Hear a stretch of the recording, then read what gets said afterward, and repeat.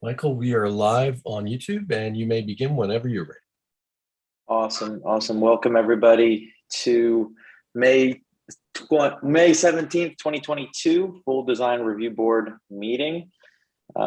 We have a quorum, so I'm going to call us to order. I am looking for my agenda so I can make sure that I'm following everything. Do we have a motion to approve tonight's agenda? So moved. All right, there's a motion. Do I hear a second? I'll second. We have a motion and a second. All in favor, say aye. Aye. Aye.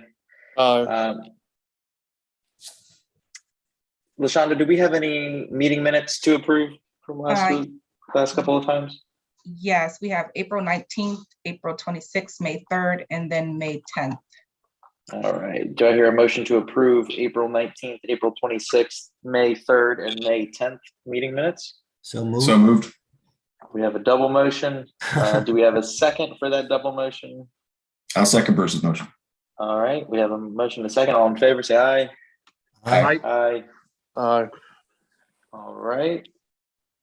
Motion passes. All right. I'm looking for any general member comments about an application that is, or about an item that is not on tonight's agenda. I don't believe anybody registered with staff beforehand, but I'd like to open the floor just in case. And if not, then let's get started. So we have, coming back to us is 11307 South Shore Road. So just as a reminder to the applicant, we'll hear the updated applicant's presentation, and then we will hear from the affected parties, and then we will come back with any questions, comments for the applicant. So if the applicant is on. He is on. Sam, we are trying to unmute you.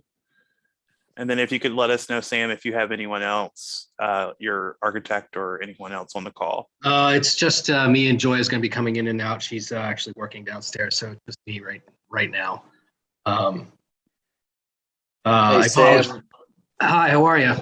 Good. So walk us through where you're at with your updated plan and kind of what you're going for today, and then we can hear from the affected parties, and then we'll come back to you with any kind of questions and stuff. Okay. Sure. My apologies it's taken me so long, but we were in Fairfax County zoning trying to get an answer for months, and finally it came through. But essentially what we're trying to do is we've changed the plan of the garage, I think, to cater to some of the board's comments as well as some of the affected parties. And we wanted to change a little bit. I know you guys had accepted what we were calling the dog run fence on the side with the stacked fence. But however, when I went back to the company, the number they quoted me was quadruple, and it was more than a year out. So we'd like to just go back and do the back fence and the side fence in the original, as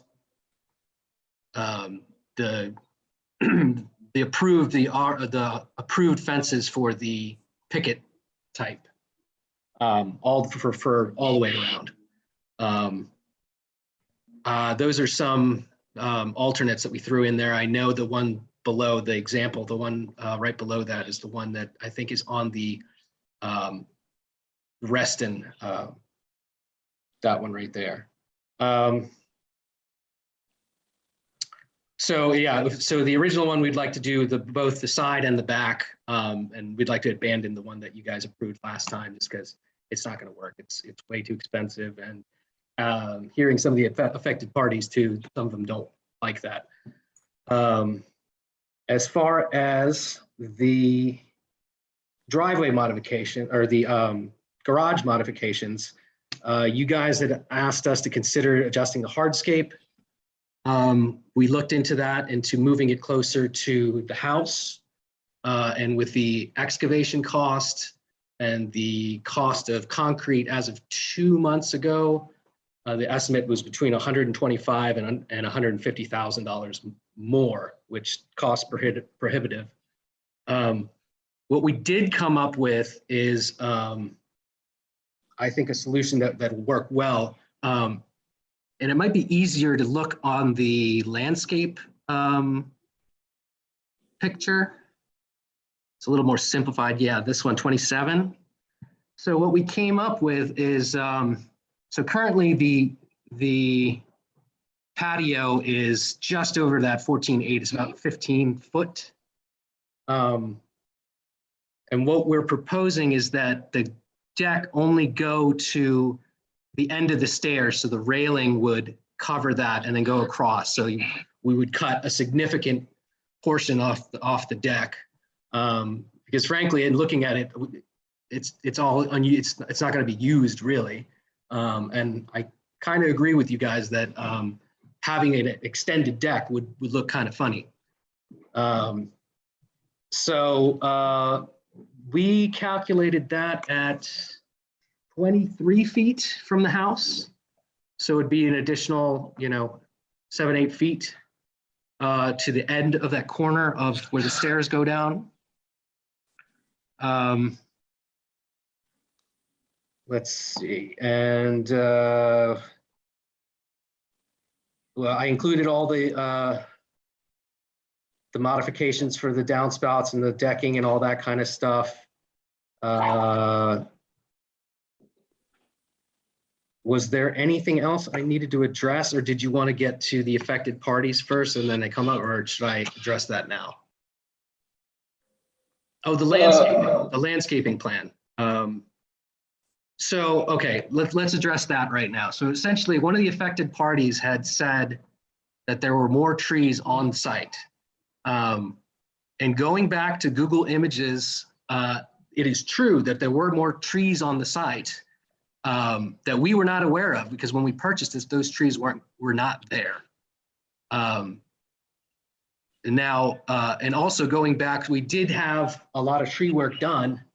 And I went back to my arborist and I asked him, because I thought we only took out the azalea bushes, but I was incorrect. We actually took out one tree that you can see on the, if you look at the images of the house when it went up for sale.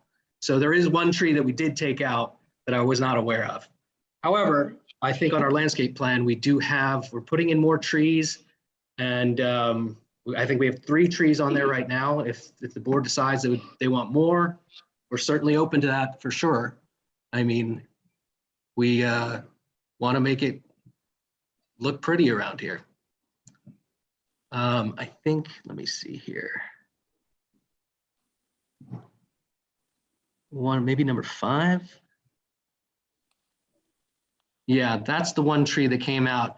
Now, if you go down to, let me see. Page.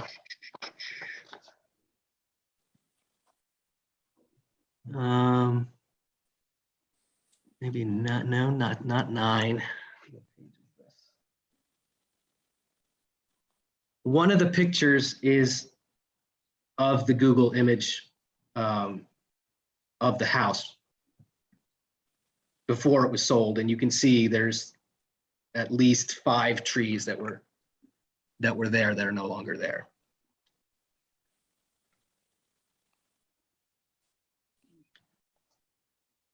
Okay, well, we'll work through that portion Okay. once we get there.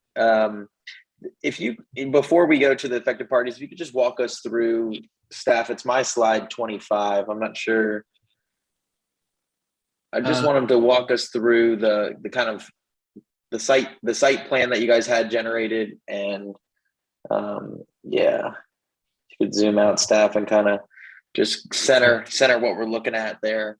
So walk us through what has changed from the last time we reviewed it. It looks like the driveway, I mean, they're showing maybe a different surface type, or is that just? Yeah, you guys requested it all be the similar surface to the existing pad that's out there. And then the curbs you see there are is what VDOT is requesting. So that's changed there. You'll also see the water runoff, which I don't know what page that is Has the size of the structure changed at all, or is it's still the same No, size? the size is the same. Okay. Just the decking is going to be shrunk. Okay. But that's not what I'm seeing on my application, that it's shrinking. Is that something that you're introducing right now? Yeah, correct. Right now. Okay. All right. Yeah. Me and my architect had talked about it in the last 2 weeks Okay. about All right, wait. how to give you guys what you want and still, get this Okay. going. Well, Sam, let me go through the affected parties, and then Sure. we'll come back to you and ask any questions if we have. Okay. Okay. All right, staff, do you have a list of affected parties that you can go through? And just as a reminder for affected parties, you have 3 minutes to state your case of your affected party status. And then if you're not done at the end of 3 minutes, you may be muted by staff. If you're representing a group of people, you can have 5 minutes. So just let me know if you are representing a group. So staff, take it away with whoever is registered. All right, we have Melissa Rohr. Melissa, are you on the line? If you're here, if you could raise your hand, we'll come back to you at the end. All right, I have Barbara and James LaRock. Okay, I see you. We're clicking mute, unmute. You'd have to accept the unmute portion.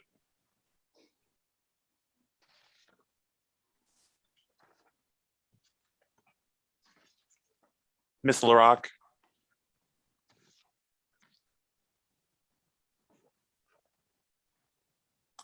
I'm not sure she can hear me. We can't hear you. You have to unmute yourselves. There you go. Oh, sorry. Melissa, the Roars will be on shortly. They're at a child's recital. After reviewing the documents submitted by the homeowners at 11307 South Shore, my husband, James LaRock, and I are deeply distressed by the proposed additions and modifications to this property. The planned additions and modifications are inconsistent with this property and with the existing appearance of all properties in our neighborhood. The proposed project sets a dangerous precedent that will undermine the vision, beauty, sense of community, and care that homeowners have enjoyed on this very special street, one of the earliest in Reston's history, a street that showcases Robert Simon's dream of a place, quote, beauty unlike anywhere else, close quote. Over the years, homeowners have enjoyed back decks and parties that provide privacy and protection from noise and light as a customary place to relax and entertain, but have never ever considered infringing on the beauty and peacefulness of our neighborhood. In fact, I think it would be difficult to find examples of front yard entertaining in any Reston neighborhood. The front deck and garage described in the plan proposed are too large and out of proportion to the size of the home and lot. At 32 feet wide and 25 feet deep, this is much larger than a typical two-car garage. The garage doors do not seem set into the center of the garage and do not match the architecture or color of the house. Since this is an all-brick property, it is unclear if any brick is required for the garage. The proposed deck railing affords neighbors and passersby the ability to see through the railing to whatever furniture and large electronic devices are on the deck. Further, it appears that there is a very large amount of asphalt across the front of the property. It is worth noting that the photograph showing the row of lush azaleas in front of the house was ripped out, and a subsequent photo shows are no longer there. At present, that area has been replaced by an unsightly living room that is most unattractive. In addition, I have seen a large screen TV outside in that area in the evening, something undesirable and hardly part of Robert Simon's vision. A major concern is that this scenario will play out even more with an enormous front deck. All of these factors demonstrate that the size I'm sorry, that the site and size afford opportunity for unattractiveness, light, and noise that negatively influence all in our beautiful community. We strongly urge the Design Review Board not to approve this project. Your timing is perfect. Thank you. All right, I believe we have Melissa on. So Melissa, we are going to unmute you.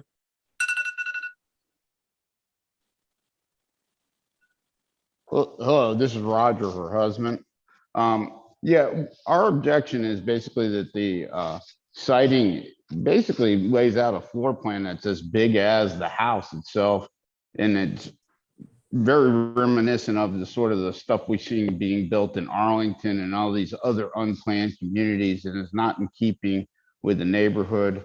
I think that there could be a much more conscientious design that would match the, be like a terraced garage with a single door going in, and just be much less of this big intrusive, hey, I'm going to double my size of my footprint and I don't care if I match the neighborhood or not. And I'll yield the rest of my time. Thank you. Next, we have Catherine Baum. Ms. Baum, we're going to unmute you.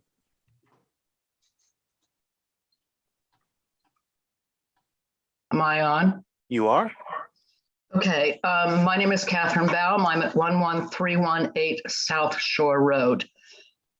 First of all, I want to just acknowledge the Design Review Board, and I know that you are lacking in members right now, and you've got a difficult job this evening because of that. It is not a full Design Review Board tonight.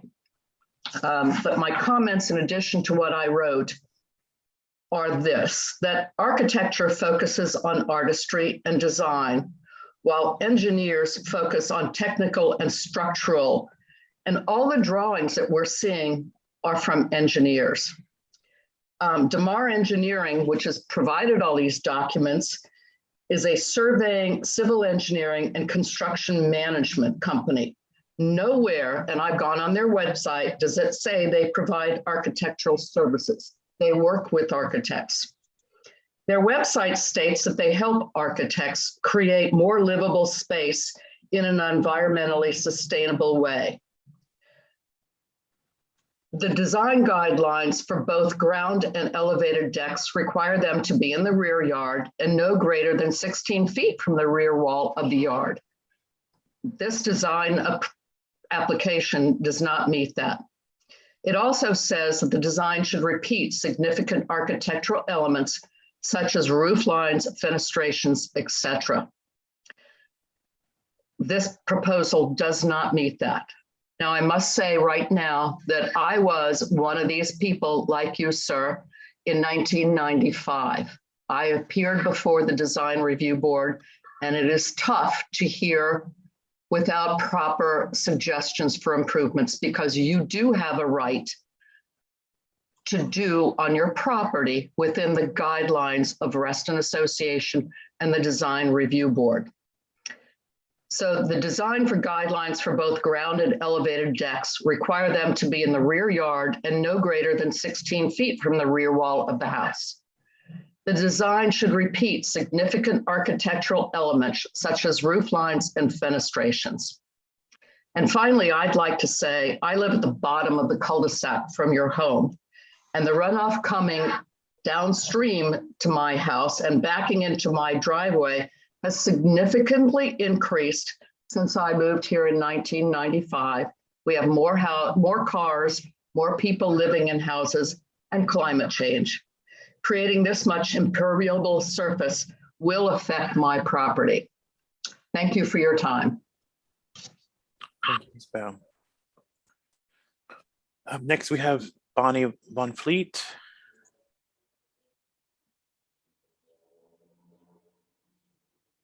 We are trying to unmute you.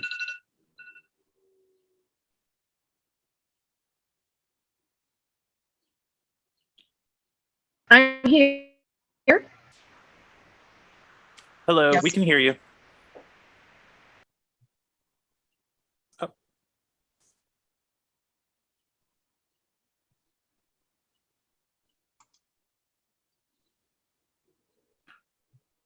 Ms. Von Fleet, we can't hear you now. We're asking you to unmute again. There we go. Can you hear us? I can hear you. Can you hear me? Somewhat, yes.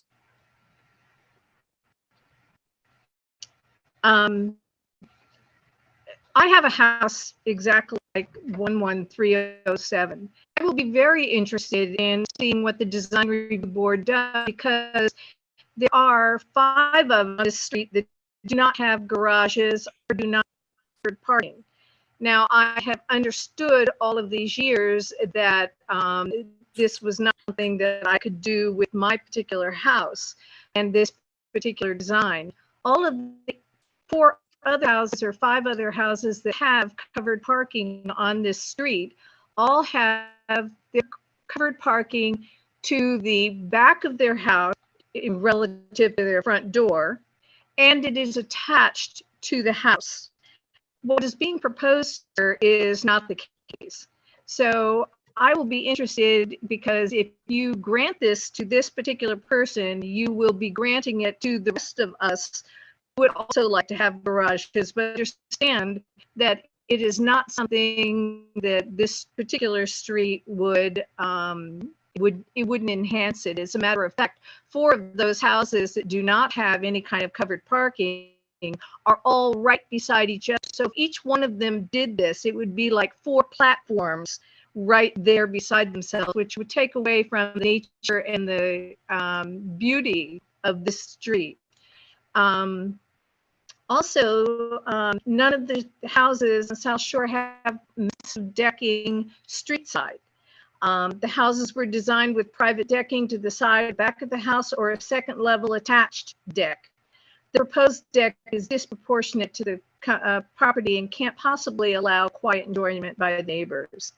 I suggest that the construction of a garage and significant changes to the paving near the street are also disproportionate to the property size.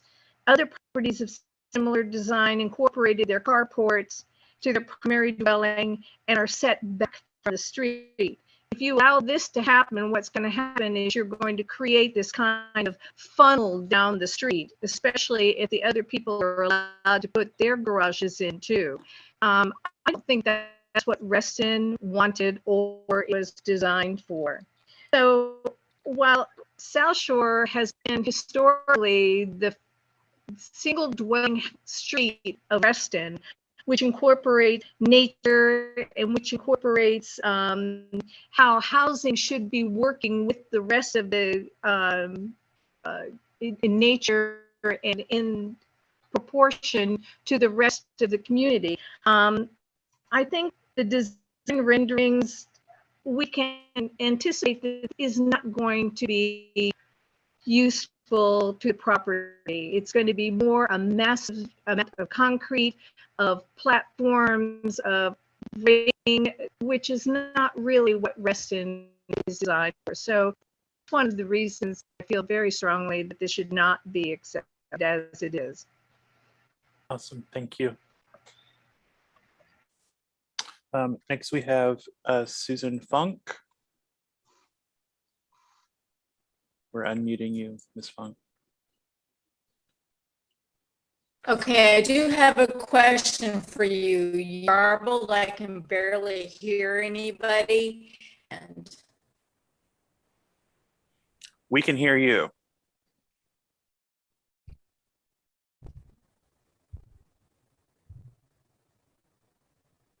And now we can't. Can you hear us, Ms. Funk? very nice house. If this doesn't work, I've been having trouble really hear people well. Pam, I don't think her connection is good. I mean, the last lady was breaking up, and then she's even worse from a connection standpoint. Can you, I can run over to the, can I do it from their computer? And I realized that you do it no, so I can run over there and speak. Sure, we'll come back to you. back to Barbara LaRock.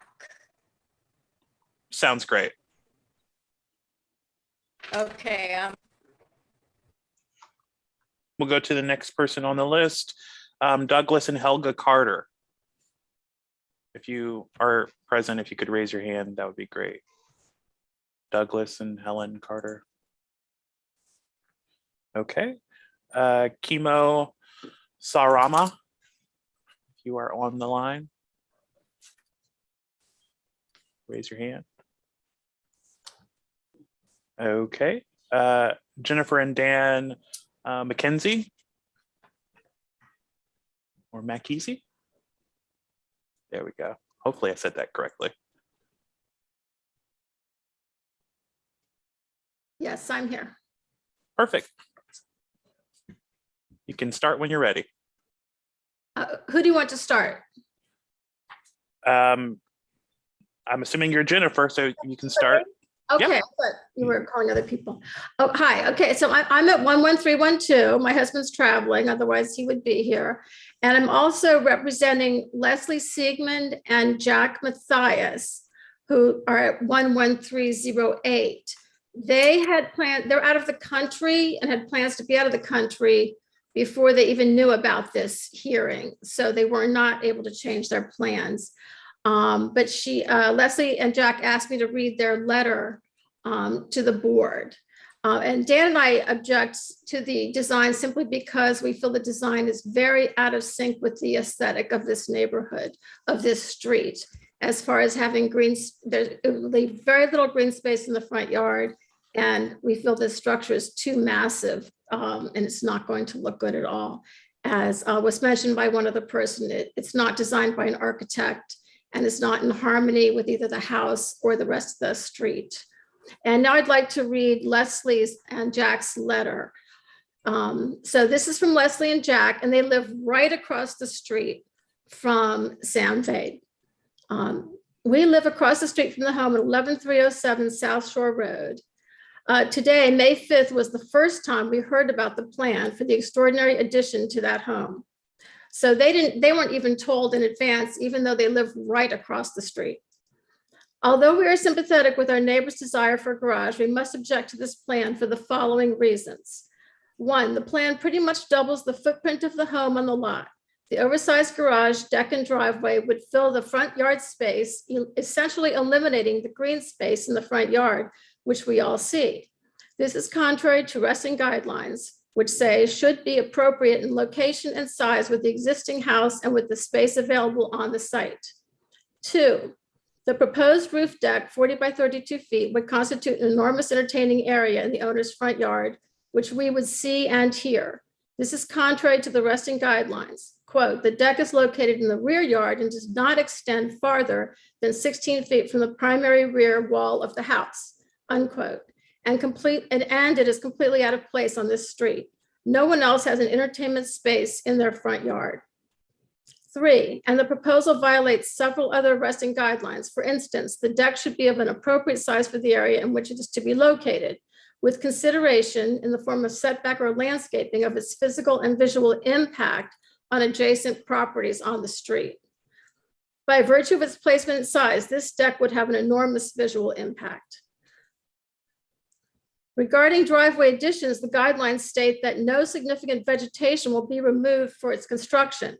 The size of the paved area must be in proportion to the size of the lot and the available space to minimize the loss of green space on the property and on the neighborhood. The proposed plan is not in keeping with this guideline. To sum it up, this proposed addition of oversized garage, front yard elevated deck, and driveway just doesn't fit the neighborhood. There is no precedent for it. In addition, because our front yard directly faces the front yard at 11307, we are concerned about privacy issues and potential noise. Sound travels extraordinarily well near the lake, where the sounds echo and bounce. A large elevated deck in the front yard of 11307 South Shore Road has the potential to be not just an eyesore, but also a source of noise. We hope that our neighbors can find a solution to their parking problem that doesn't involve adding entertainment space to their front yard. I realize that Mr. Vade has said he wants to cut back the size of the deck, but it's still substantial. It's 23 feet, extending out 23 feet from the front of the house. So I still object, and I'm sure that Leslie and Jack would still object to that sort of placement of the deck and the size of the garage. So that's all. Thank you. Thank you. Next on the list, we have Judith Anderson.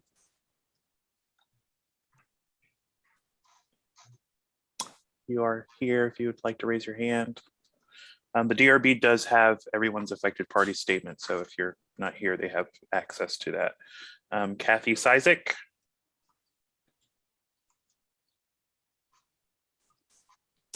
I'm not seeing a Kathy.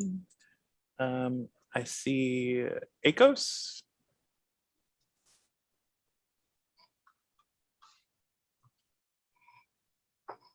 Hi, I'm Akos Vertis.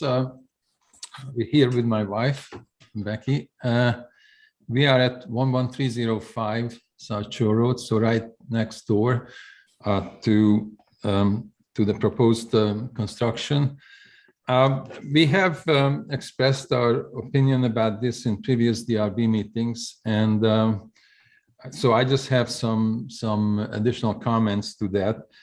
One of the issues I feel is that there are so many changes associated with this plan that we kind of are lost what the current plan is. We did receive a massive envelope with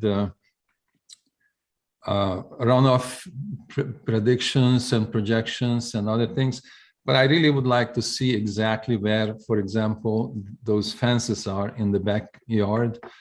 I think I sent an email regarding a request for an electronic copy. I don't know, Sam, if you have received that. It would be nice to have an electronic copy of the plans. So regarding the fence, I think there have been changes. Instead of the 6-foot tall privacy fence, I think we are talking about a 4-foot high fence that is more compliant with the adjacent property fences. So that's fine. What I didn't see in the plan is the 8-foot setback from the property line. So that is one of the reasons I would like to see the actual plan where those fences are.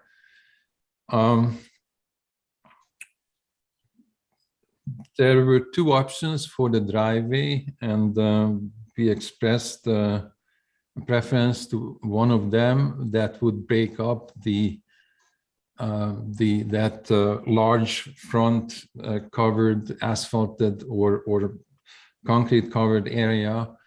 So I would like the design to revisit that, and that's all I have right now. Okay, thank you. Next, we have Mr. Hargreaves. You're unmuting you.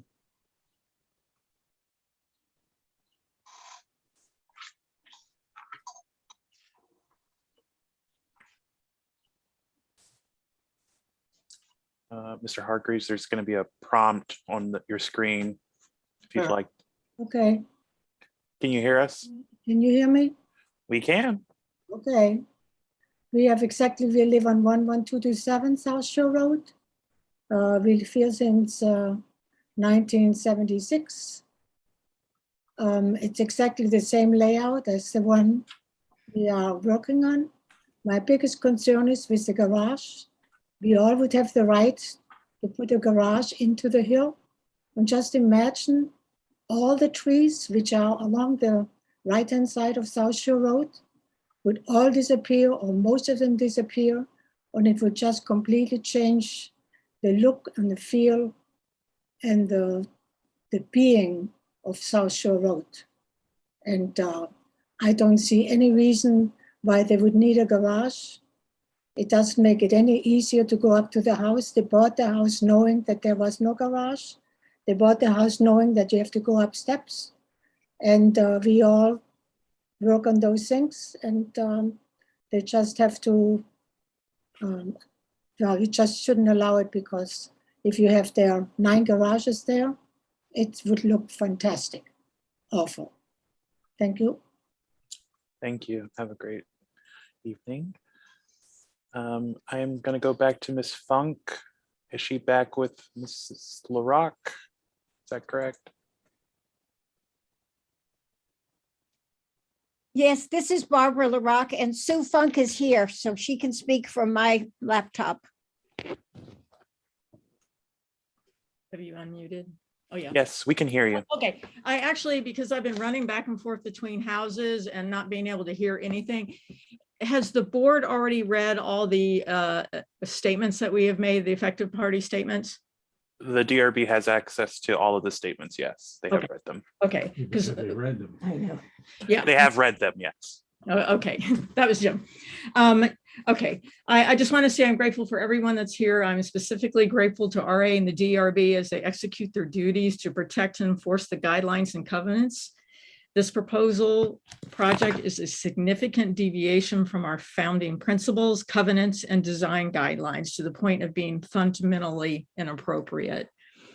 What we do today will determine how our communities look in the future. At the highest level, we can choose to slowly chip away at the fringes, altering our communities until we have lost the fundamentals of our founding vision, or steadfastly adhere to these guidelines that have served us well and remain relevant now and in the future. I invite the board members, and I think it's critical for them to walk in the neighborhood and look at the natural spaces that we have and the topography of the community. We have the lakeside, we have the hillside. And the proposal, if you look at it, there's not enough there to really tell what's going on. And I actually took a bunch of pictures and they weren't really helpful either. You actually have to pound the pavement, look at what it looks like here. And that way you can see how well the founding principles were executed when our neighborhood was built. And based on my book of an effective party statement, I will spare repeating all that. And most of the other neighbors have mentioned the items that I have in that statement. But just to clarify what we're talking about here, I think it's important to describe the neighborhood. And it might take me an extra minute to do that. But we live on a cul-de-sac. We have lakeside homes that are low to the ground, and some have garages, some have carports, very integrated with the environment, very integrated with the architecture. And the houses on the hill, because that's the other section, are all our houses. And it was set up so our houses from our higher level can look over the lakeside houses and see the lake, especially in the winter. What I also wanted to clarify is there are 9 homes that are the same model, which includes the subject property and my property. So their footprint is the same. The siding is a little different. And what we're talking about with this particular, and 6 of the 9 houses share a parking pad. And that parking pad is for 2 cars that have a nice rock wall that's built. You go up communal stairs and you either go left or right to go into the homes. So the front doors face each other, and from the street, what you are looking at with these 9 homes is the side of the home. The front looks like the side, but what you're looking at street side is the front of the home. I mean, the side of the home. And there are a few homes at the very beginning when these were built that had enough real estate to put a driveway, a small driveway in the side so you can go into the back door. Our property, a few of the others, including this subject property, does not have enough real estate to have a little driveway to go to the back door. So that's what makes it significantly different. And that's why you see a proposal of putting a garage into the hill. And all this is very apparent if you come to the neighborhood and take a look at it. And in a nutshell, this large project is absolutely incompatible, as many have mentioned before, because what it does is it truncates the wall, it extends the initial pad over just to one side, so it would look like an appendage as opposed to the other ones that are exactly the same, and it goes almost all the way out to the street. And sorry, that's time. Okay. Thank you. Are there any other affected parties that have registered that have would like their opportunity? If you'd like to raise your hand. I'm not seeing any. Michael, just as on behalf of Reston Association as the affected party, I would just like to add, I won't go through the other things that the affected parties have mentioned, but specifically related to the fuel tanks, which is on the agenda for approval this evening. The fuel tanks as they're existing do not meet the guideline. They are not screened. They are not abutting the house. They're in the side yard of the home. And the design of the deck and the garage are consistent with one another in their proposal, but there is a deck that is on the front of the home that is what I would call a Romeo and Juliet balcony that the applicant has not addressed in terms of the design, which would be inconsistent if the DRB were to approve the garage and the deck as it's currently proposed. That's all from Reston Association. All right, great. Thanks, Cam. One other thing that I would like to point out, Michael, is in addition to the fuel tanks, there is play equipment. It's kind of hard to see here, but there is a rope swing that the applicant is asking for a temporary approval for as well. Okay, so the gas tanks are temporary approval, and the swing is a temporary approval? How is a swing a temporary approval? He's requesting temporary approval until he's able to, the arborist is able to take the tree down. Okay, that tree is part of the application to come down? Correct. Okay. All right, let's get Sam back on here so we can run through some questions and go over this proposal of his. Oh, Sure. I'm sorry. Could I just wait 1 second? I think there was someone else. Is Oliver? Would Oliver like to make a comment? I'm not seeing a raised hand. I just want to make sure that anyone else. Oh, I see you. We're asking you to unmute. Yeah, my name is Ari Sahrama. My husband's out of the country right now, but I live at 11301 South Shore. When we came here 35 years ago, we had a question about the fencing of the backyard, and we were told that the fence could not go any further than the farthest back point of the house. And so the picture with the picket fence going all the way down to the street is very strange and disconcerting because it's completely against what we have been told. And also the loss of green space, as everybody has said, would make the street completely different. So I just wanted to get that in. Thanks. Thank you.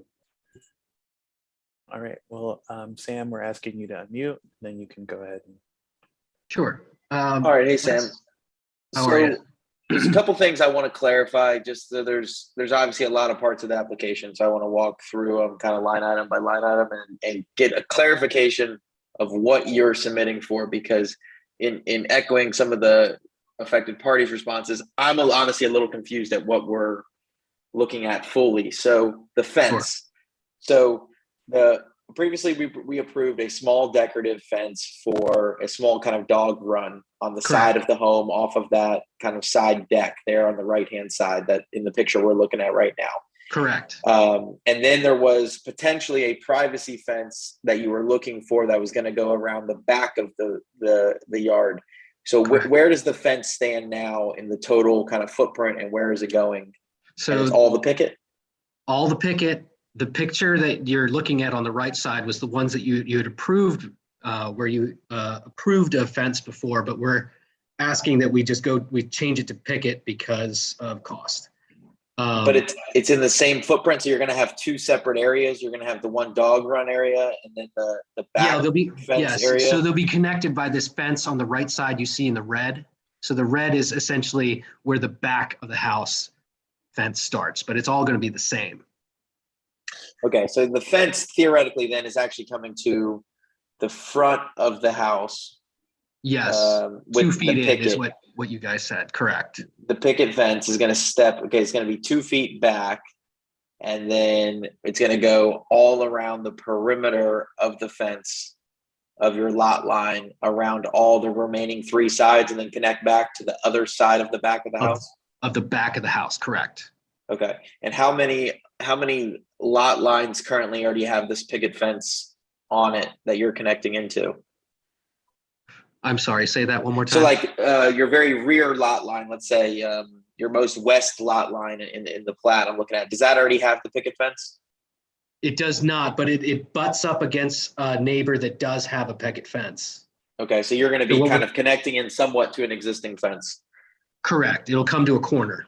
Okay, so staff so if he's trying to put it on the property line, have all the people that are around that this goes on their property line, shared property line, have those all signed off and approved that? They've been notified. But they have to approve it if it's going on their property line. Otherwise, he needs to then do the 8-foot setback, which one of the affected parties mentioned. Oh, is that what it is? Okay. So if they're not going to sign off on it, then you have to come in 8 feet and basically, unfortunately, abandon 8 feet of your property and have to go take care of it on the other side of that fence. Because then if they're not going to mutually agree to take care of that fence. Now, other people in the past would say, okay, let's step it in 2 feet or 3 feet. And then the neighbor was agreeing to that, Okay. But there has to be some sort of agreement.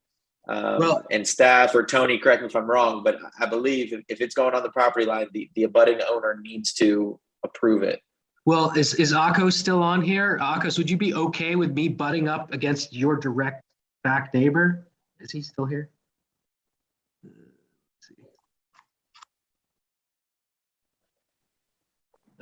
Yes, I'm here. Oh, you're still here. Would you be okay with that, butting up against your direct back neighbor and running that line straight back? Yeah, so the property line, so I think it should be set back from the property line somewhat. There's going to be a gap between that neighbor's end of the fence and a setback, though. So there'll be a gap there. If I could, just interrupt really quickly. Sure. This meeting is not for you to organize your plans. So I think if you'd like to do something like that, you should get with your neighbor beforehand. Sure. And staff, though, am I correct in saying, though, correct, the neighbors, if it is going to go on the property line, we need to make sure that we have approval. We also need to get an updated, and what I'd love is now that we have this site plan, is to lay out exactly where the fence is going on this site plan. So that way people can understand in the neighborhood exactly where the fence is. Because I myself, as an architect, am confused at trying to figure out how to read this and know exactly where the fence is going. And the new style is great. I like the pick, Sam. I think that it's going to fit in perfect. I'm not worried about that. But I think having the exact placement of the fence laid out on a plat that we can easily see is needed. Okay. So that's for the fence. The second thing, so these propane tanks, why are they there, and what's the story behind Let me explain this thing. So a lot of things were happening at once here. My contractor had contacted Washington Gas, and you probably know Washington Gas is very difficult to work with, and they're giving us time. We just wanted to know timetables and that kind of stuff, to connect, disconnect, that kind of stuff. They came out to the property, they sprayed the lines, and then they discovered that, hey, we actually were tied into our neighbor, and they needed to do the work to split us from the neighbor's house. But in order to do that, we needed to abandon the meter for them to do that. Now, at the same time, our furnace went down at the same time, so we didn't have heat at the time. So we put in a new furnace, made it so that it was okay to do propane and natural gas at the same time. And Washington Gas was like, if you do this right now, we'll be able to do it right away. And And, since we were going to be without heat, we kind of just did it. It's my fault. I didn't realize that I probably needed to talk to you guys to put temporary tanks on the lot, but that's how that happened. Okay, but you're still requesting, do you have something other than your heat running on propane or just your heat? So the furnace went down, we hit heat, we changed out a water heater, which is going to, in the future, be a gas that dumps into electric. So we have a dual system. So this was just a way temporary to do it. And since Washington Gas wasn't giving us like a 6-month window, we were like, okay, fine, just go ahead and do it. Take the meter, and we'll get on Suburban Propane. And that's how So do you have any update on when Washington, I guess if it's a temporary approval, we have to put a timeline on it. So my point is I need to know, are we looking, if it was just going to be your heat, I was going to say, well, it's about to be 90 on the weekend. So I don't think you're going to need heat. Exactly. But if it's hot water, obviously it's a little bit of a different Well, situation. I was kind of waiting for this meeting because if we request it, we still get, sometimes they say, it can take up to 6 months. So I can't actually give you a date because they never give us a date, but I haven't actually requested to reconnect because of this application. Because in the application, we got to lower, actually the gas, the water, and the sewer line is cracked all the way to the street. So unfortunately, we have to go straight through that retaining wall at the parking structure just to do that. But I was kind of waiting to see what you guys suggested I do about that, if you wanted me to reconnect or if this application actually makes it through, I can request it. It's not a big deal to request it from Washington Gas. It's just a timing thing with them. They don't like to give you times. Okay. So right now, though, you don't have natural gas service. You only have propane. Correct. We do not have, we're not Washington Gas. We're on Suburban Propane through those tanks. Okay. All right. Well, do you need, so you can't tell me whether you need a 90-day approval or whether you need a 9-month approval is what you're saying.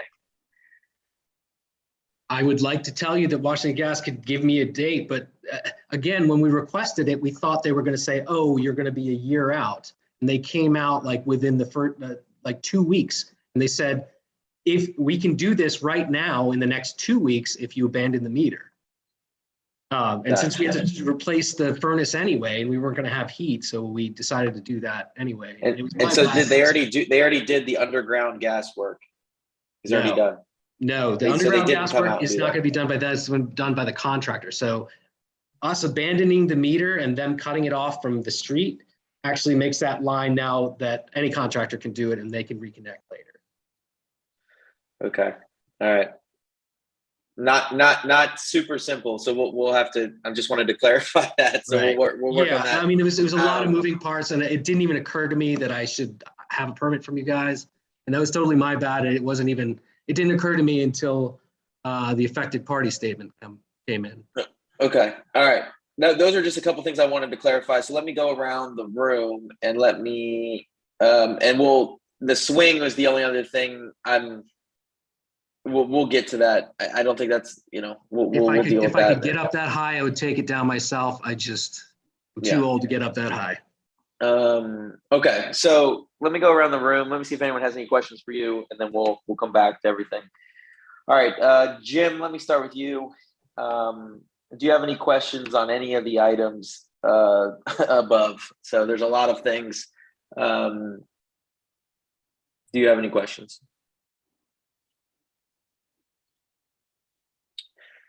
Jim, are you there?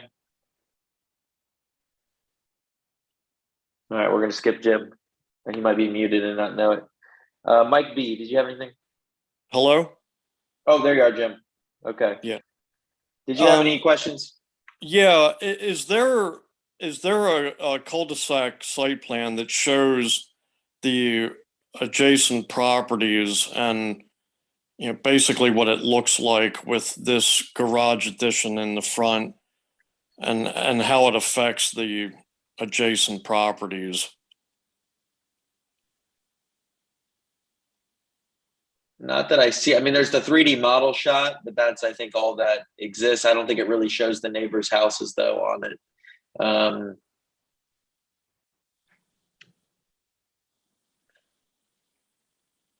No, I I don't. think that shows. The setbacks on the property allow for a structure to be in the front yard like this? If I could clarify that, actually, I know that a separate structure in the front yard is not allowed, and that's actually why it took us so long, is because we were getting clarification from Fairfax County. In our design, we have a retaining wall that's actually attached to the house, which makes it not detached. So as far as Fairfax County is concerned, this is not a detached structure. So you're saying it's an attached or a detached? Attached structure. And the front setback for that neighborhood is allowing this 17'8" setback that you have. Correct. That's what took so long. Because we had put in an application and it took months to get an answer. Okay. Jim, does that help answer your question? Yeah, it helps. Are there architectural drawings of what this is going to look like? So we have renderings from my architect, and that was actually a question, but we do have an architect and the builder and the civil are all different. We're with August Homes, and James Steele is the architect that actually did the preliminaries on this one. So, we have elevations that are in the application that give you an idea of what it looks like. Yeah, Jim, you would have to go all the way down to the previously reviewed section. It's starting around slide 73 to 77 or so, has a bunch of elevation sections. There's some new elevations that actually have landscaping on them too, if you don't want to go that far. Yeah, but I think what he's looking for, Sam, is the actual architectural drawings, I believe. Oh, okay. So Jim, I don't know if you have that portion of the application, but you'd have to go to, it's up on the screen now. Yeah. But this kind of shows roughly some existing stuff, existing front elevation, and then there's the kind of new proposed elevation. So, and just to clarify, Sam, I think there's been some discussion about the material and stuff. It is brick that you're putting back, right? Correct. So the whole painted to match thing the with house. the architectural is to actually mimic the house. So it's going to be big. It's going to look like it's, the same house, white brick. It's not offset, all that kind of stuff. It's just, that was the architect's vision. That's what we talked about essentially. So it should look like it flows together. And I feel like that we have achieved that. And again, this one right here, down below, I totally agree with all you guys. I think in the last DRB meeting, you guys said it's a little too big. There's no need to have such a big deck on top of it. I think shorter deck would suffice. And again, there are houses on this street that have patios that are essentially that big. We're just enclosing it with decking. Do you have any other questions, Jim? No, I can see what. All right. Mike B, do you have anything? A point of clarification, Michael, there's two kind of sample picket fence details here, or images, I should say, on slide 14. Which was the selected or preferred look that we're going for here? I believe the bottom one is the one that's by right, according to the fence plans, correct? I just gave that other one in case, in case the board wanted a different suggestion. Okay. In the picture that's right below, Steph, you go down one. What corner of your yard is this? Is this the kind of back left, back right? So if you're looking at the house from the front, it's the back left corner. Back left side. Okay. Yeah. So just outside the shot is the property marker. It's somewhere around the bottom corner here. Okay. But I'll get with Akos after this and just. Yeah. So he's not the only one, though. I guess is my point that you have to get with. Don't you guys have a land of? Is it Reston own land? That isn't there a resting strip of land that goes back? Correct, right in between them. So what do So I then you do would in that also need to case? get approval from them to be able to put your fence right on the property line. So they would have to sign off. And then Okay. also your neighbor to your right-hand side would also need to sign off if you're Okay. going to be going right on the property line. If not, you need to get that, come to an amenable setback. So whether, if you guys agree to 4 feet, you agree to 2 feet, you agree to, or you can just Okay. go by right at 8 feet. So it's kind of up to you how you want to tackle it. Okay, I did not realize it was 8 feet without approval, so I'm glad that came up today. Yeah, because I remember there's another case of a house is basically right behind you on Fairway that went through a whole fence situation Yeah. that we dealt So- with. So As far as the rest-in strip, Cam, would I go with you through that, or who do I go to? You can work out all the logistics after the meeting. Okay, cool. okay, Mike, do you have any other questions about anything? Yeah, the I other mean, part?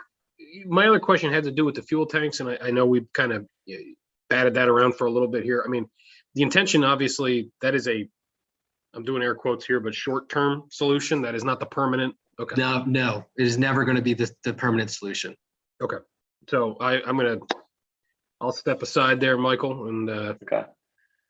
You guys don't have a plan to put a generator or anything that then's going to run off propane? I mean, you would connect that to natural gas. if you did No. So anyway. the furnace that we put in it has a valve on it that actually can use propane, or it can switch back to natural gas. And I have the guy that installed it ready to go. Whenever we get to connect back, he's just going to make it natural gas.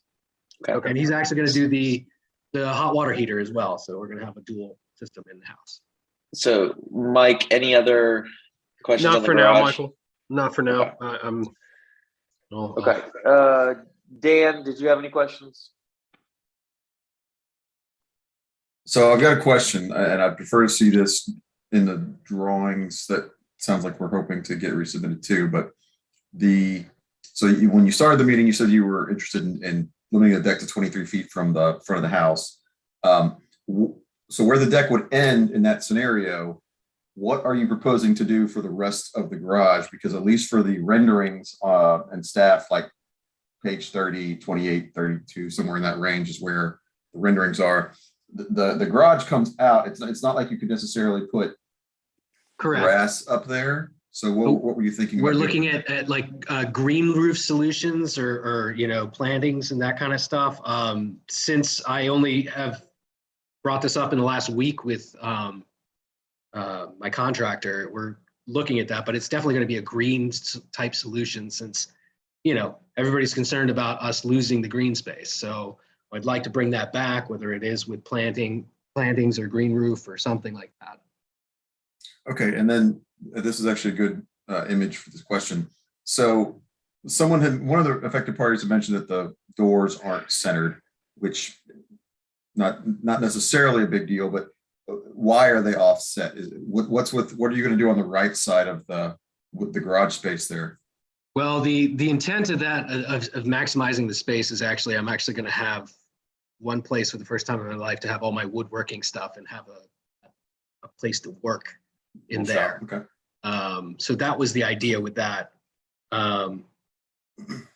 Would there be a reason why you couldn't bring that retaining wall over closer to the door? Is it needed for like a 3-point turn kind of situation, or what were you hoping for? No, so the original idea with the architect was when you look directly into the house, that the house and the garage kind of mirror each other. It looks like one. Okay. One thing. That was the entire intent with that. I mean, alternatively, there could be another door there, like the walk through. Well, more what I was look thinking, great. and I'll just throw this out there, and others and the board can react to it or whatever. But I guess what I was thinking is I'm not necessarily totally opposed to putting a deck out front, nor even necessarily the garage as a concept. I think the greener you could make that whole area, the roof, bringing that wall over to where you'd have more of the ground sloping down from there, and just more grass, more green, more whatever, just make it looking more natural and less, a bit less of a structure, less of the built environment, I think would probably go some way towards addressing some of your neighbors' concerns, but You mean moving just the my thought. retaining wall out so there's more green space, but not like shortening the garage? Correct. Okay. Just a thought. We'll see what the others think, but that's Let- kind of what I letting- was thinking in looking at these, is that if you could bring that over, you'd have more green in front of it. If you did move that deck back, you'd have more green on top of it. I don't know if the sloping could get to a way where you could kind of make that a little bit more of a natural everywhere. 'Cause I mean, that's probably what, a 4 or 5 foot difference there on the left side that's being shown right now. So that's probably not really practical, but I think the closer you could get to something like that, the easier it would be for everyone to accept. In my Okay. opinion. And that's all I've got for now, Mike. Thanks. All right, great. Bruce, you have anything? Dan hit some of my concerns, not the least of which is we don't have the design to approve or not approve.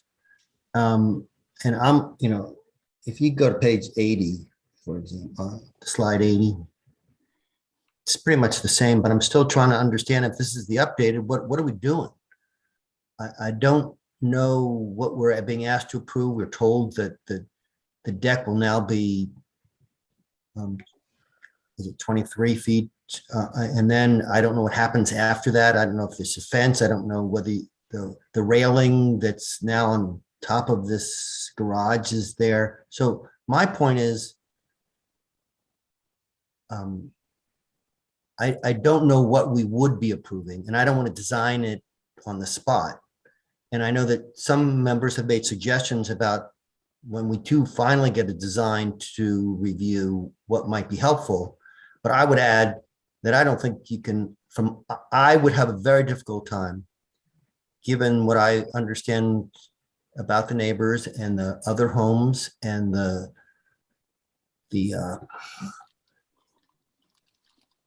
setting, to have a 40-foot extension, whether it has grass on or green stuff on top of it or not, off the side of a house on the street. So I don't think we have what is reviewable or approvable, and others don't have to agree with me on this. I don't know what could be done from my perspective to make this fit into the neighborhood and be acceptable under the guidelines. And really look into the harmonious impact, the harmonious way it fits in the neighborhood and how it affects the neighbors, given this particular neighborhood. So I don't think we have anything to approve, at least with the garage and the deck. And we can talk about fences, and we can talk about, in my notion, if we were going to give a motion about fences and temporary tanks, because I understand that's a significant practical problem. I don't know about tree swings or anything, but the elephant is the problem in my perspective, and I don't have to approve it or disapprove it at the moment. I can only say that I would not approve it if you said it's going to look exactly like this. But This I don't is an know. early rendering of this, by the way. This isn't indicative of what it's going to look like. That's why we went. Well, I think the problem, of course, is everything is only indicative at this point. Yeah, I think it definitely needs some work, I think. So I live close by, and I walk around the lake, 3, 4, 5 times a week. So I walk up and down to South Shore all the time. It's a desirable street that, myself, I'd love to live on. There is a unique setup where there are a bunch of individualized designed homes, but then there are, like people have mentioned, probably 9 or 10 of these style homes, and then there's probably, I think people said 6 of them that share kind of a shared parking area. One of those 6 has a driveway that goes up kind of the left-hand side to a garage, a single car garage. And that one, the topography on it is it's similar, But basically it'd be like if you went up your right side of your home, Sam, right? If you went on your other side. And I think, honestly, I don't know if I would like that kind of option either, even though there is kind of a precedent set for it.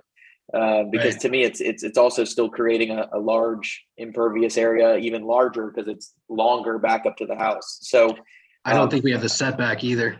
correct. And then another thing about South Shore is all of the homes on the lakeside. I mean, almost every single house has a detached garage that faces the street. So there is a normalized street presence of garage doors on South Shore. So from that side point, you know, it's not like this having a garage door on South Shore would be out of place. It would still fit in with the street and kind of what the current setup is. The deck is what I have kind of the most issue with. I think putting a deck in the front yard, it gets very complicated with our guidelines and it being, is it elevated? Is it not elevated? And, you know, I think if this was just a patio and you keep kind of your current setup where you guys have a patio and you have a patio between, you know, your detached garage and your patio, and we put either a flat roof with a green roof on it, I think that's a great idea. I think structurally you'd have to kind of look at what you could do there. Because a green roof is much more heavy. But I do think, you know, if you want a garage, I think we can come to a design that can fit into the neighborhood and not be quite as contentious maybe with some of the surrounding properties. And I think removing pretty much all that deck and just leaving your patio that you have, and maybe you extend out the patio or something out a little bit in between the deck and the garage. I think at that point you could kind of become harmonious with the neighborhood kind of around. I know the excavation costs are expensive. I still would love to see this face of this thing get back in line with your stone, you know, your existing stone end of the stone wall where the stairs end. I just think that would go such a long way to just fitting into the hillside and not creating all these weird, I'm just picturing that one weird appendage next to the garage. Like, is it going to be grass? Is it going to be landscaped? I mean, it's just going to be a weird, you know, are you then going to have to put railing all along that kind of retaining wall edge? It's just going to get really tricky because currently you have kind of a two bar railing, I believe, on the top of that retaining wall, right? That little appendage, this is one of the first submissions on the first meeting, actually. So that would be gone just because VDOT wants us to put a little curb at the end of the driveway. They don't want such a wide curtain up front. Gotcha, I see. So the retaining wall is going to be cut back all the way and go straight across to the garage. Yeah. I see on the updated site plan, page 25 stuff. Yep, there it is.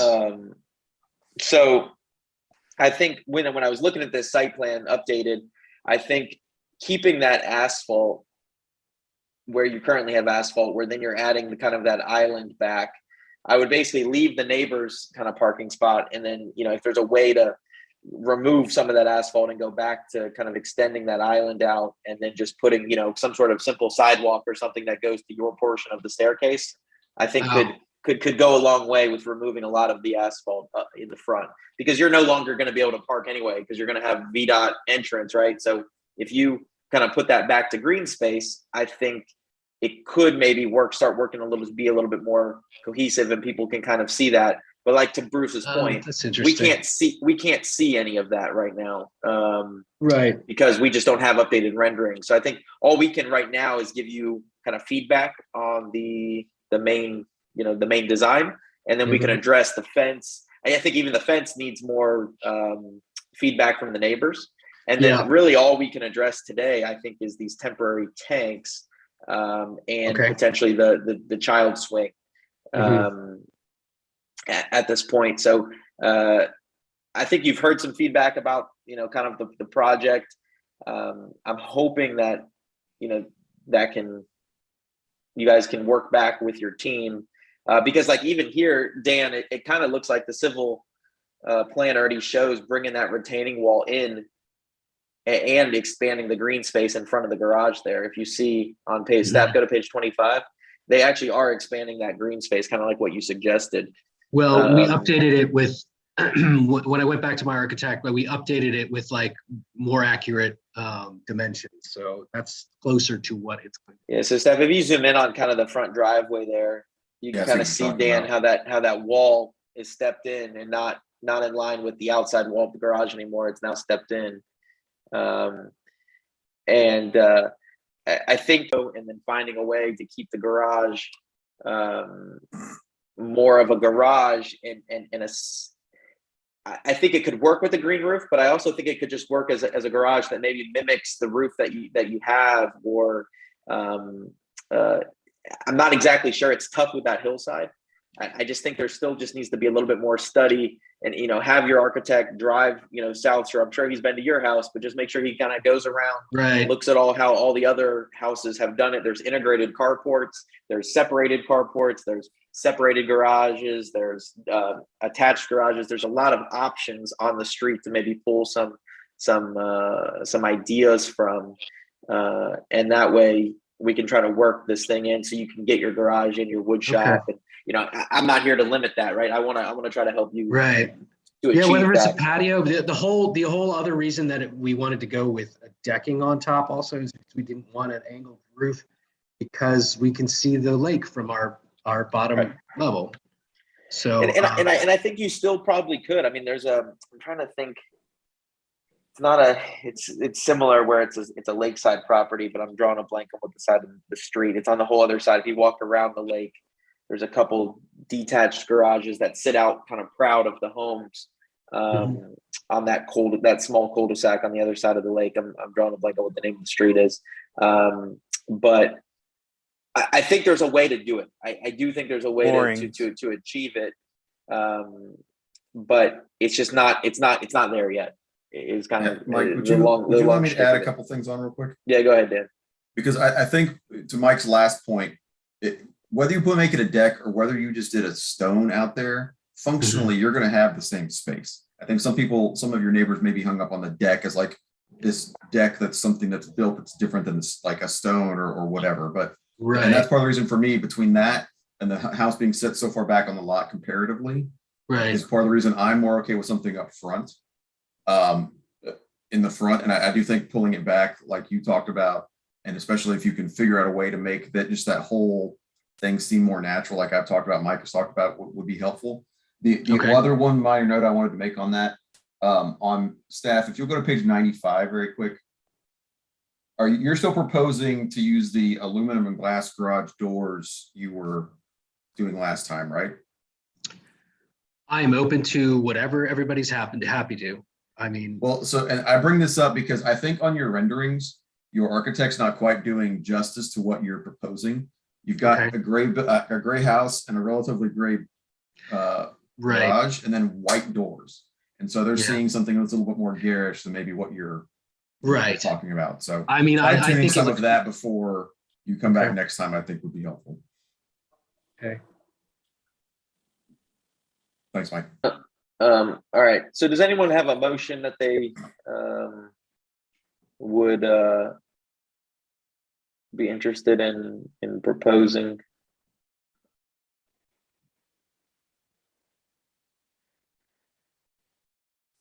Did we determine a length of time that was reasonable for the temporary gas tanks? 6 months? Yeah, I mean, as much of a pain as I don't want to be, I think we should do a 6 month, but I think there's got to be something that there's some way to temporarily, I mean, they're an eyesore. I mean, Sam, even I'm sure you don't like looking at for them. sure. And I'm just wondering whether there's I'm trying to think of any screening, temporary thing that you could do to just, I don't know how tall those things are, but if you could almost use the same 4 foot high picket, design that you talked about earlier, they just put, kind of put a temporary enclosure kind of around it or something that just. They're taller than 4 feet. They come to my shoulder. Oh, wow. They're even more of an eyesore than. They're big. They're bigger than I thought they were going to be. I didn't think they were going to be noticeable to anybody, actually. Any chance you Well- want to plant any bushes or anything around them? Uh, I just hate I mean, I guess my thing is why not have Washington Gas do the gas work to get you separated from your neighbor's line or whatever Oh, the work has already been done. situation was. The work has been done for like a week, a month now. So I can call them, but there's no guarantee that they're going to come out tomorrow or. Okay, maybe 6 well, months from then I think that's what we say in the approval is that we recommend you to call back in to get your meter set, and we'll give Okay. you, we'll give you a temporary, 120-day approval for them to just stay there unscreened. If they're going to be there any longer than 120 days, then you need to come back and reapply. And at that point, we're going to strongly suggest screening. Fair enough. At that point. And then as soon as your gas meter's back hooked on, those things need to be removed. Sure, of course. No, I don't want them there. So, Dan, do you want to work that into a motion? Okay, so the time limit we're talking about is, I'm thinking 120 days because it sounds like it's more reasonable. I mean, I deal with Washington Gas all the time. They outsource stuff to other contractors. I mean, it can be, a circus sometimes. So 120 days, I think, is reasonable. and requiring anything in front of them in that time period, or just? No, let it I go think for now? in that time period, it's just not. I just don't see what they could do temporarily to. I mean, Okay, I so hate to then pay to put a fence up that's not even really going to block them. I mean, they're 6 feet tall. So then I will make a motion to temporarily approve the use of the propane tanks as shown in the photos for a period of 120 days. Beyond that, the applicant will be required to come back and seek additional approval from the DRB. And I'll stop there and then we'll deal with the rest of this. How about that? All right, so there's a motion for the propane tank portion. Do I hear a second? Second. All right, there's a motion and a second. Any further discussion on that? All right, all those in favor of that motion say aye. Aye. Aye. All right, the motion passes 5-0. All And right, then I will so just make a motion to defer the remainder of the application to a future full design review board meeting, at which whatever time that the applicant can come back with additional drawings that have addressed all of the points we brought up tonight. Needs to be a definite date. With the exception of the play equipment that also requires temporary approval. Oh. Okay, so Okay, first hold question on. then. So Tony, if he doesn't know when he can come back, if I set a date that's 3 months from now and he's not ready, he can still come back 3 months after that, right? Yeah, if you set a date 3 months from now and he sent, it's a simple motion at that point to kick it another 3 months. You just defer it again.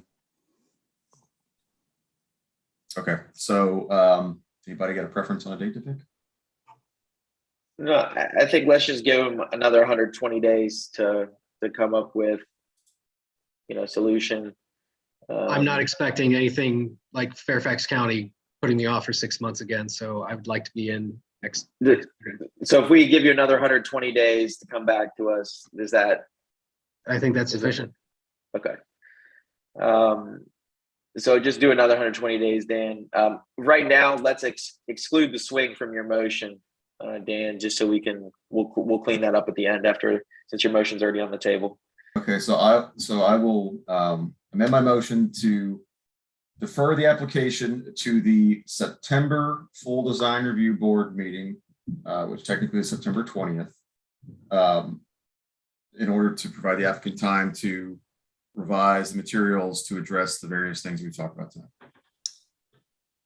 Okay, there's a motion. Could I just ask clarification? Are you Yep. saying no later than the September? Because if he could come back sooner, why would we want to? I'm saying whatever Tony's happy with. Okay. Yeah, So it's not I late. wouldn't set a specific date. So it's not later than that. Okay. Correct. Yeah. Not later than that. Yeah, I'll phrase it that way. So there's a motion. Is there a second? A second. All right, there's a motion and a second. Any further discussion? The only thing that I would say on the motion is I want to make sure, obviously this property, there's a lot of affected parties. I want to make sure that everybody is notified with the drawings. Staff, I'm assuming there's some sort of cutoff to get on the certain design review board meeting, and then you guys have enough time to notify all the previously affected parties, correct? That's correct. Okay.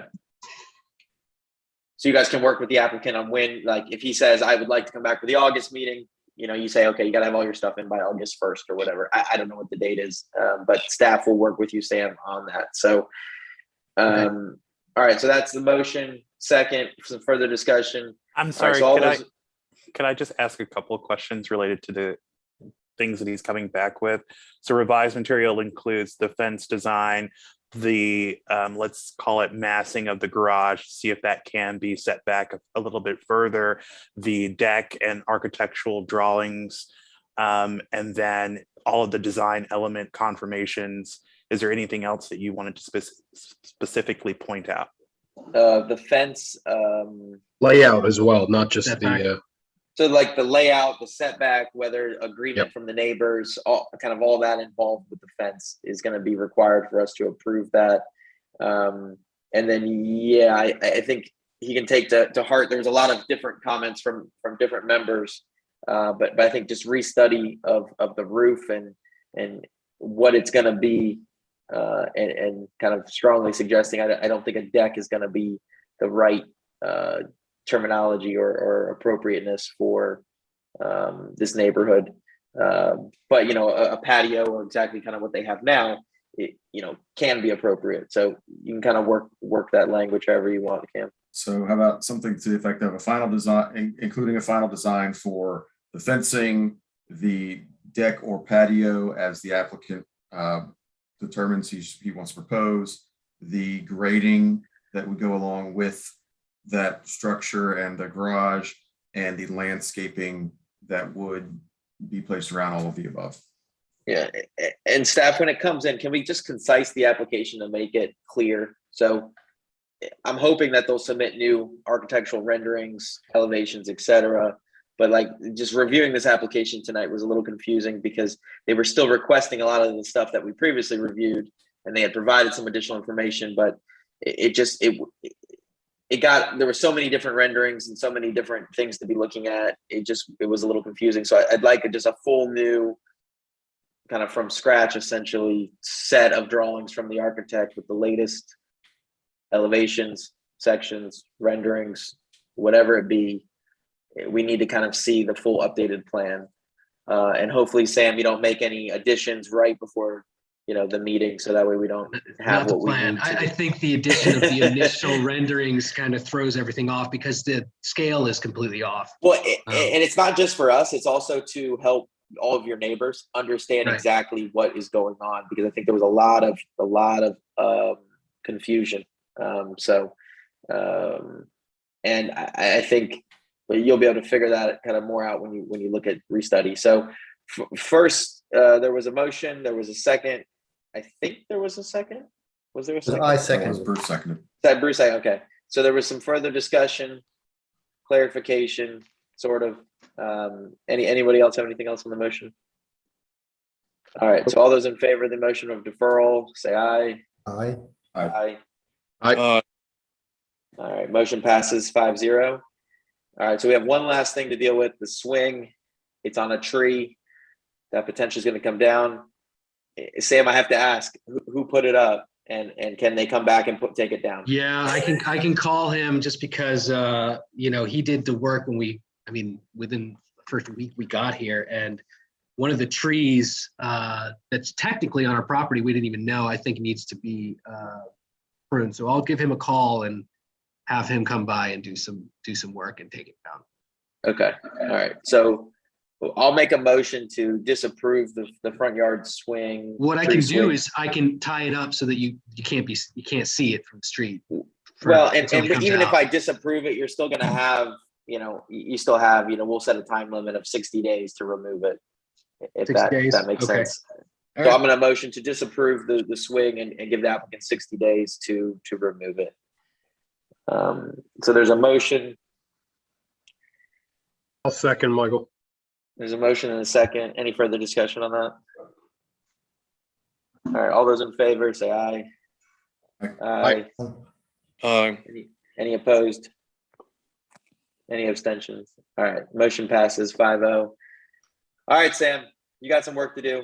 Yeah, thank you. Thank you, everybody. Sounds good. Have a good night. You too. All right. On to the next one. All right. We have 11563 Hemingway Drive.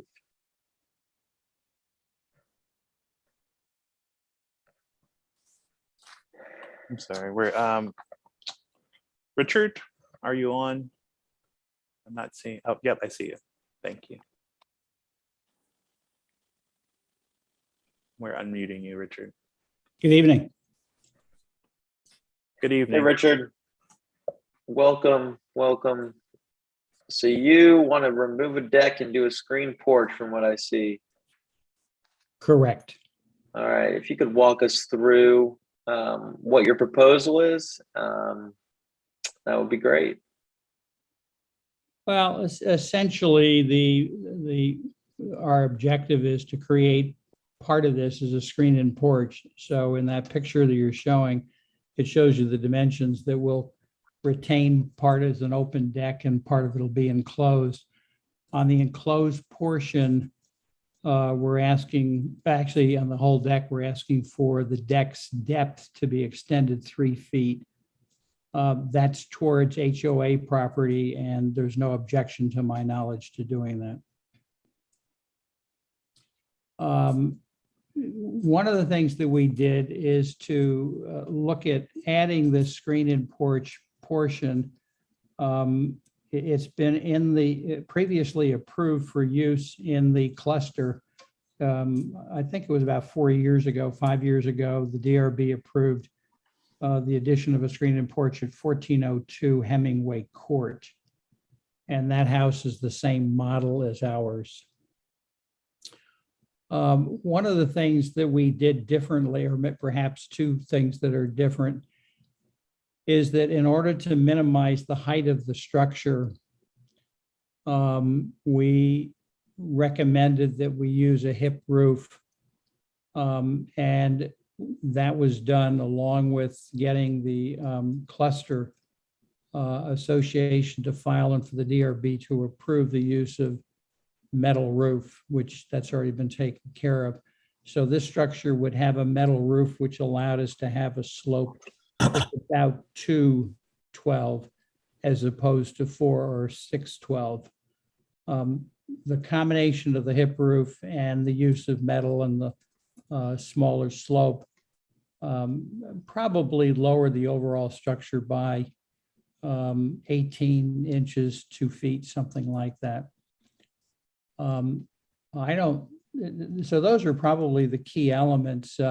One of the things we did was to keep the side of the deck and therefore the side of the screen and porch that's closest to our neighbor. We limited it to the exterior wall to be the same as the house wall, rather than going into that space in the middle to afford a little more privacy with our neighbor. But I think, the written material that you have in the pictures, I think do a fairly good job of depicting what we're doing and to give you all the elevations and information. So I might stop there and see if you had some questions, or I can fill in some holes for you.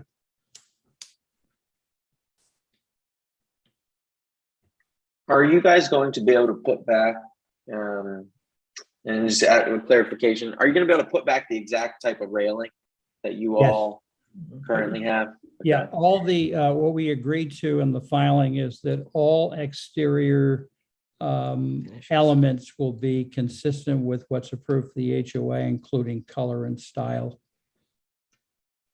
And then the panels in between are below, I guess, the screen. So you're not taking the screen all the way down within a railing. You're going to be putting basically siding panels that then they'll be separated by vertical pieces of trim. Right. Does that and all sound right? siding, the siding and the vertical trim should mirror what's already on the house. Okay. All right, let me go around the room and see if there's any questions. There is an affected party on this Oh, application. sorry. All right, well, let's hear from the affected party and then we'll go around and see if anybody has any questions for you. Just a reminder to the affected party, you have 3 minutes to state your affected party status, and staff controls that time, so they will let you know when it is up. So feel free to unmute and get started when you have a chance. Okay. I have to appear on the screen because my presentation is visual. I can see Ramos, I can see Adams, and I can see Michael Wood. How do I get to appear on the screen so you can see my face? You would have to turn on your video.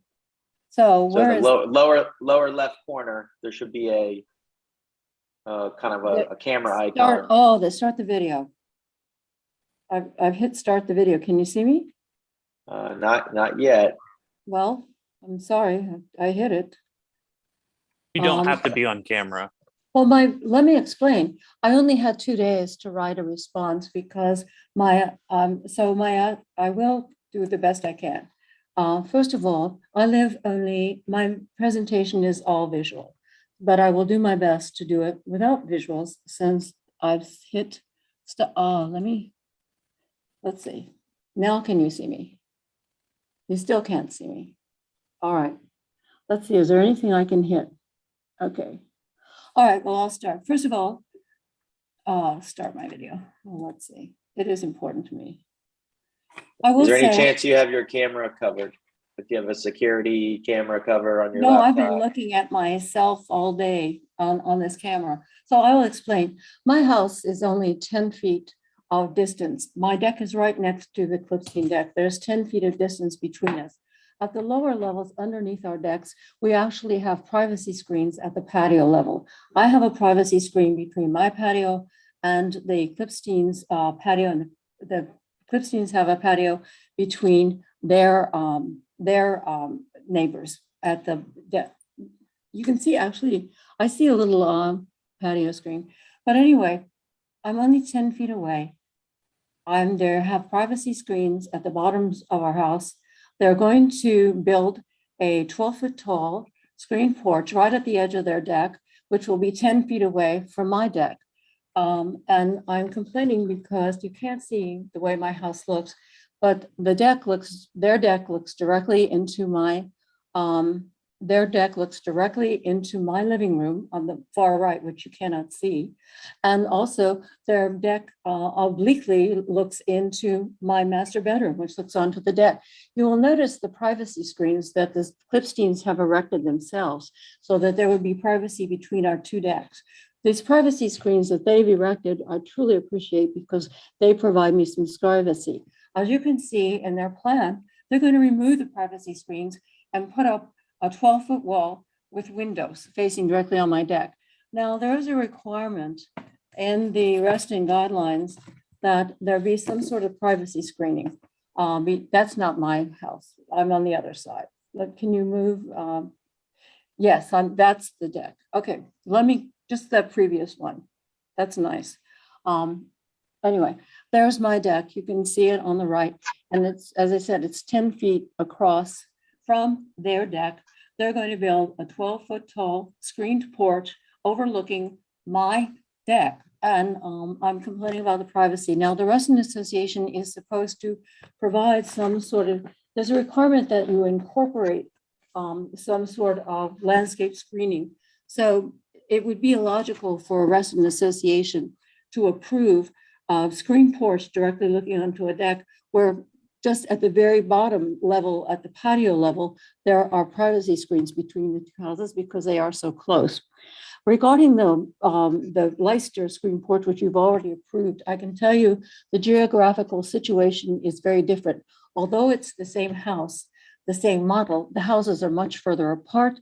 It's impossible to look into the master bedroom of the Roberts house and into their family room. First of all, their private master bedroom is on the 2nd floor. Also, the screen porch that belongs to the Leicesters is on a different level of land. It's at least 1 or 2 feet lower ground. There's trees in between. There's much greater distance between the two houses. There's a lot of privacy. I do not think that resident association can actually logically approve building a screen porch 10 feet across from somebody else's deck with no privacy screening. And then at this bottom level, at the patio level, there is privacy walls. So I don't know what else to say, since all the visuals I have, I can't show you, but it's up to resident association to be logical. And as I said, resident association requires incorporating landscaping, screening. It's pretty, the words are, and I don't know who's supposed to do it, incorporate landscaping to screen neighboring properties. So where are the clip scenes going to incorporate landscaping to screen neighboring properties, particularly since the screening is below, and I think it should be required above, particularly since all privacy screening regulations are based on a deck-to-deck or patio-to-patio relationship.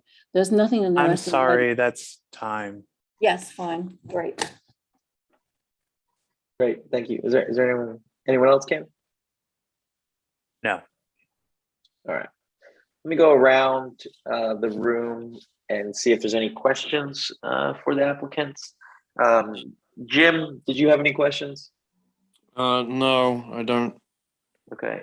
Mike D, did you have any questions? No, sir. Thank you. Okay. Dan, did you have any questions? No, I don't. Bruce, did you have any questions? I wanted to clarify that I've recused myself from this. This is for the two parties here at 61 and 63, and I'm at 62. Okay. So I just felt that it'd be more appropriate if the rest of the panel addressed this issue. Okay. Well, then maybe you can help answer some of my questions about is this a cluster? Are there cluster guidelines, even though they're single family houses? There are cluster guidelines, but there's not a guideline, to my knowledge, for porches, for covered porch.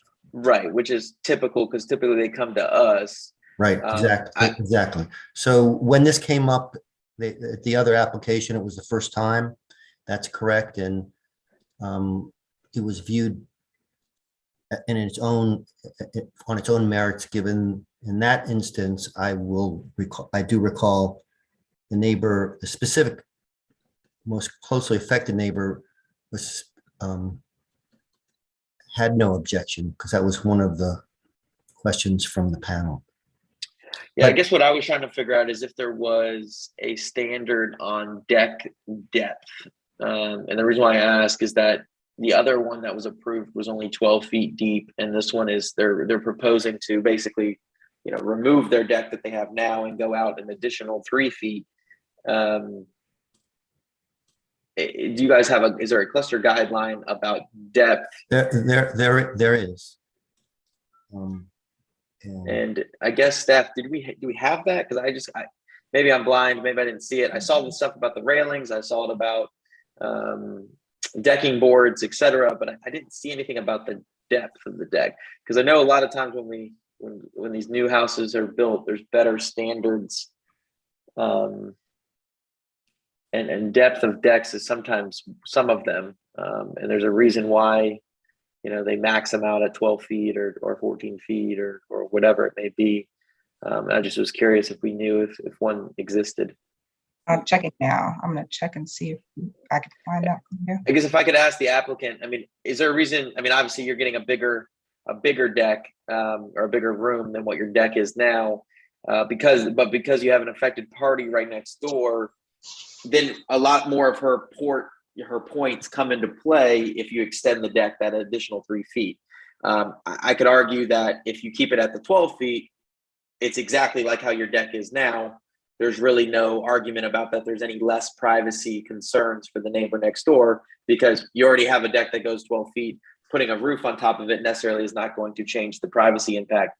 However, if we come out the additional 3 feet, privacy to me is additionally impacted because you now have more space to go out, and the angle back to her house is more substantial, and screening may be required at that point. So just kind of get some clarification from you all on why you're stepping it out a little farther than what you have now. I think the footprint of the one that had been previously approved is probably as larger because they went, I think, about 6 feet beyond the end of the house. Although they did not go out further away from the house. We thought because the property line is so close, it didn't make any sense to expand towards the neighbor's house, towards Marilee's house. So alternatively, we thought to go to the HOA, towards the HOA property, and that still allowed us to be 5 feet off the property line. So that seemed to be a reasonable approach. Also, in the middle, remember, in the middle of this space on the deck, there's a bay window that's 11 feet wide and 2.5 feet deep. So another reason for going out the additional 3 feet is that for a large portion of that space right now, the deck is only 9.5 feet deep. The other thing is, yes, we did put up these two individual privacy pieces. But the other thing too is I would have hoped that if the principal concern is privacy, that's also something that, like we did, our neighbors certainly could do as well. But I don't know. I don't know if that's helpful. We also had planned on putting blinds in on the inside, so that would provide some privacy for her as well.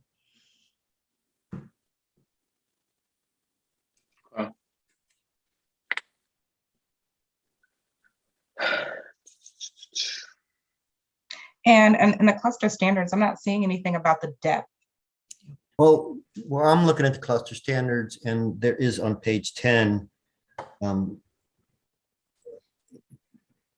there's two relevant things, I think. One is there's a and it's not on what I have. There's a reference to an Appendix A, Appendix 3 for deck specifications.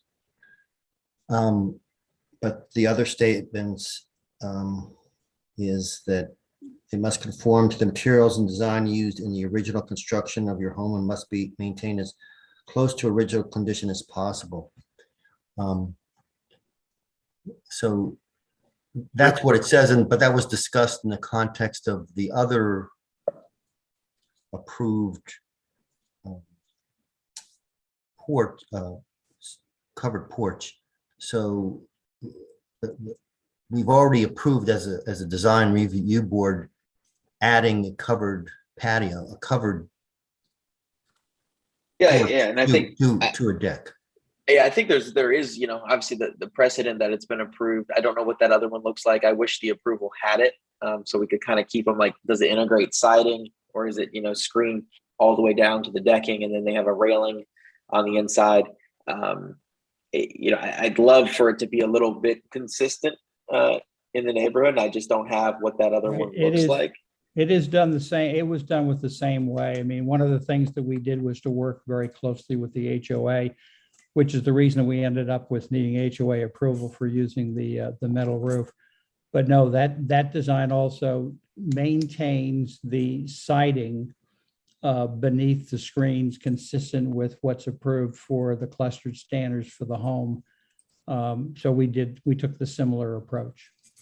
Yeah, I would say that the only difference, and it's very logical one, is that the roof, the adjustments that the Clipsteins have made to the roof to bring that down lower, which was a problem, I think, with the first design, not their design, the one that was approved. Right. Yeah, they used this. They used sort of an unusual roof line, but it's basically a gable, and the overall pitch was about 4, so it was overall higher.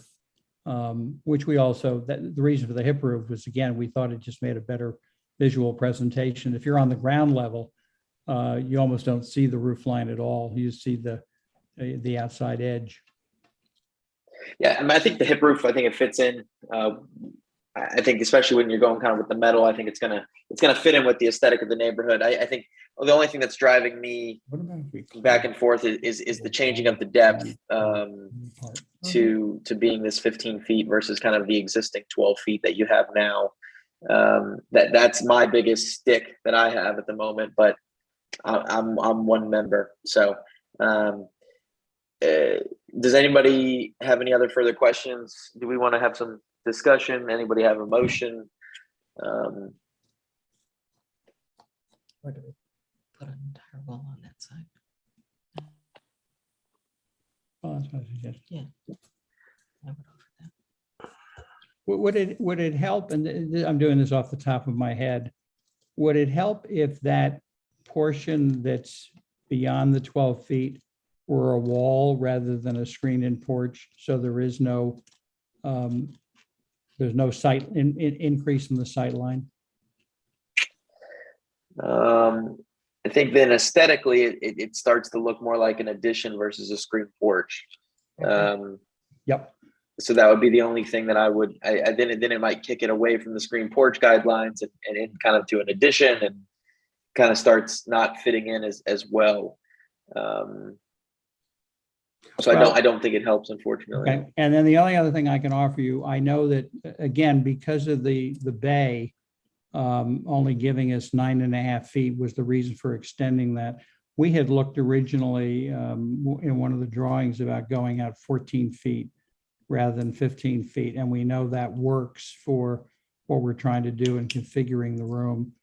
So if that's something that would help with approval, we could do that too. Okay. Say that one more time. That you were willing to reduce the 15 to 14. When the architect first did his drawing, he had suggested 14. We did a layout, and it worked okay. But we thought, since we were still within the property lines, we'd be okay going forward. Anyway, if it helps your review, 14 feet would work for us. Thank you. I appreciate the retread there. I didn't quite catch it. Does anybody have any other questions for them or have any internal discussion?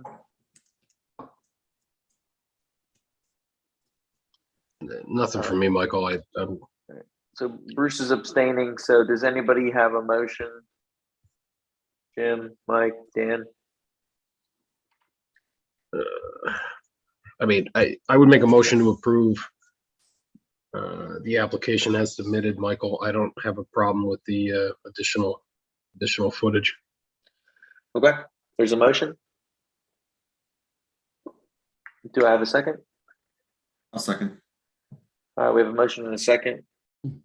Any further discussion on the motion? All right. So all those in favor say aye. Aye. Aye. Aye. Any against? I'm gonna oppose. Any abstention? Bruce is abstaining. So the motion, so it's 3-1-1 with our board is only 5. So it's a motion for approval. So good luck with your project. Thank you very Thank much. you very much. All right. And that is all we have on our agenda. So unless anyone wants to bring anything up, the only thing I know we talked about last time was potentially trying to get these full boards back in person. Obviously, since then we've shedded 2 members. Hopefully, it wasn't because of my comments of going back in person. I'm hoping it was separate reasons. How do you guys feel about doing June in person? I'll say I personally am still open to it. I will note my wife runs a preschool, and I've noticed that the numbers of COVID people, teachers, kids, whatever, that have been getting it lately have started going up, as we see in the paper too. So I'm open to it, but I'd say let's just play it by ear, maybe make a call a week or 2 ahead of time for certain once we see if anything significant changes. I mean, I think staff needs more. I think staff, I know there was a hybrid model thrown out there, and I know that I believe it was Jennifer from full board or from the RA board said that they've been, doing a hybrid models for some of their committees and whatnot. Have you guys looked into that? Is it feasible for not only members to attend virtually, but also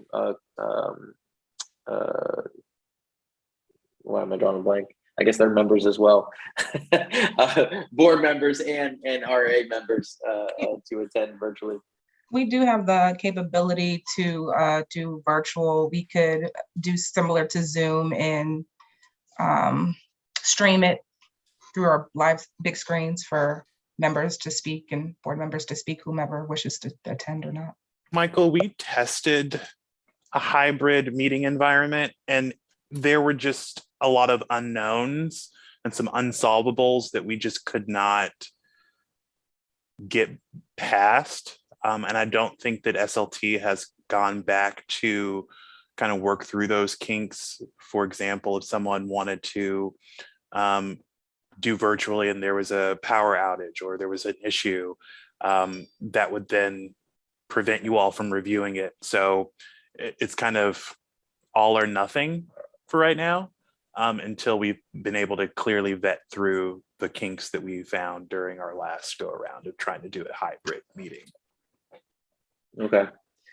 Well, I think from a fairness perspective, I don't want to limit if people, if we can't run a true hybrid meeting, then I think it might be too soon maybe to try to come back to in person, because I think it is still relatively important. I think it's a way we're going to be moving forward, I think, in the world. So I think we should be able to figure it out eventually, but it sounds like it's still not quite figured out. Right. And we would need a 2-month lead time to do an in-person meeting. Well, if you guys could internally keep trying to, figure it out, work with, I know the RA board is running some sort of hybrid meetings. I think I saw Jennifer was on here. I don't know if they're involving members at all in those meetings virtually, but maybe Jennifer, I don't know if you could speak to it. We've done it a couple times at fiscal. I mean, fiscal is obviously a little bit more simplistic because you guys rely a fair amount on your packet of visuals, but I can understand, Michael, why you were asking, because I used to come to the in-person DRB meetings, and actually seeing samples and things like that in person certainly makes a difference. But we have successfully done it from a fiscal standpoint and been able to take member comments at the beginning of the meeting. Yours is it is a little bit more complicated. And you're using Zoom. You're using Zoom for that? We're using the same platform, yes. Okay. Well, it sounds like let's keep working out some kinks, staff. Is everyone okay with just keeping it virtual for the next month, 2 months, whatever it's going to take to turn it on? If it is going to take 2 months to turn it on, I'd say let's try to, if we could shoot for, I don't know if that means the July meeting, maybe not in June, but maybe July. I still think it's beneficial. Luckily tonight we have two pretty, not smaller applications, but obviously South Shore took a while, but once we start getting these bigger redevelopments and whatnot, it just helps so much more to have it in person. So staff, if you guys could look into that, that'd be great. And then I know I keep getting copied on emails. I'm not sure, I haven't looked at them fully, but there's a couple new applicants for membership. And Cam, have you vetted those? I didn't really look. Are there any professional members? Kind of what's our status on trying to help fill us out as we are only at 5? There's 2 prospective candidates for the lay member position that is open on the call this evening, John and Samantha. But thanks to Jennifer, it took some digging and a lot of time to cross-reference a whole bunch of different things. But we were able to find, I think the total number now is 44 design professional architect or landscape architects in Reston that own a home. So we will be relying on you all, specifically you, Michael, and maybe some of our DRB board liaisons to reach out to them and encourage them. Staff can most certainly do all the encouraging, but it's different when it comes from your neighbor. So well, I'm sure like at least 10 of those have probably already been on the board. And that does not include former DRB members. Okay. So we've got some new ones that have just bought homes. So we're trucking along. So the only thing that I would suggest, and I'd like to get some feedback from other members, board members, would be, I saw an application come across for a fellow AIA member who basically I think he was licensed in Texas, and he's why is it? It's not fellows the word, but emeritus. Say it again. Emeritus architect, where he is a member of the AIA, which is our national organization for architects, but he is not obviously licensed in Virginia, but he, was licensed and, was an architect, I guess. It counts. Well, no, but that's the thing. Currently on our guidelines, it doesn't count.